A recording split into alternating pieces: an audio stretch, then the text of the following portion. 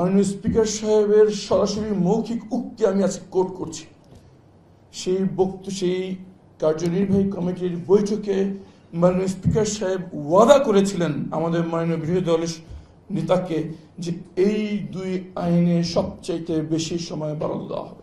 শুধুমাত্র সময় নেই, 30 কার্য দিবসের ভিতরে আইনগুলো পাশ করতে হবে, এই অজুহাতে আমাদের ন্যূনতম আলোচনা করার সুযোগ থেকে বঞ্চিত করা হয়েছে। প্রথমত হচ্ছে যে আইনগুলো সংসদে ওঠানো হয়েছিল, যেগুলো গ্রহণ হবে কি বাতিল হবে, এই বিষয়ে সিদ্ধান্ত হয়েছিল সংসদের সবচেয়ে ক্ষমতাধর যে কমিটি, কার্যনির্বাহী কমিটি, যেখানে প্রধানমন্ত্রী এবং বিরোধী দলের দুইজনই সদস্য, সেই কমিটিতে সিদ্ধান্ত হয়েছিল যে যেই কয়টি আইন বাতিল হচ্ছে প্রত্যেকটির ব্যাপারে আলাদা করে বক্তব্য দেওয়ার সুযোগ দেওয়া হবে।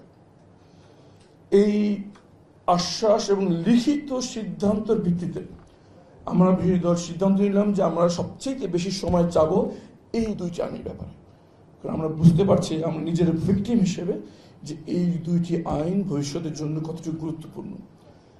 মাননীয় স্পিকার সাহেবের সরাসরি মৌখিক উক্তি আমি আজকে কোট করছি। সেই কার্যনির্বাহী কমিটির বৈঠকে মাননীয় স্পিকার সাহেব ওয়াদা করেছিলেন আমাদের মাননীয় বিরোধী দলের নেতাকে যে এই দুই আইনে সবচাইতে বেশি সময় বাড়ানো দেওয়া হবে। বিরোধী দলের পক্ষ থেকে কে কতটুকু বক্তব্য রাখবে সময় বন্টন করা হলো। আমি নিজে একজন ভিকটিম হিসেবে আমাকে 15 মিনিট সময় বরাদ্দ দেওয়া হয়েছে। আমি এখানে দুইজন আইন গুম বিষয়ক কমিশনার আছেন, তাদের সাথে আমি কথা বলে আমার 15 মিনিটের একটি বক্তব্য যত তথ্যবহুল এবং স্ট্যাটিস্টিক বেস হয় এই ব্যাপারে আমি বক্তব্য তৈরি করেছিলাম।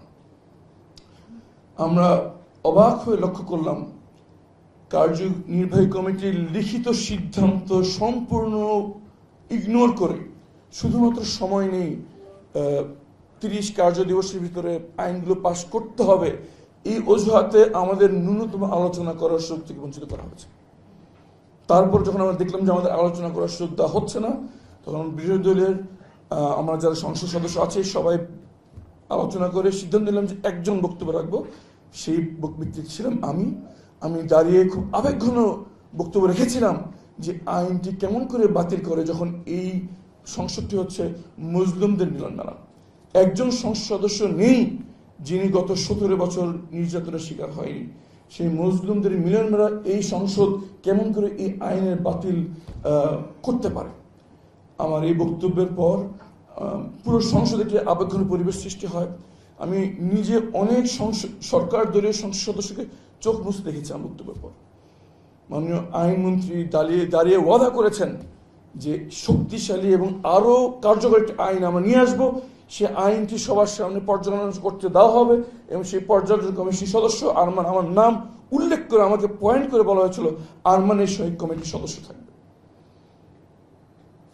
এই দৃষ্টি আকর্ষণ করে আমি এখন আমার পর্যালোচনায় আসছি। বাস্তবতা কি হলো আপনারা সবাই দেখেছেন।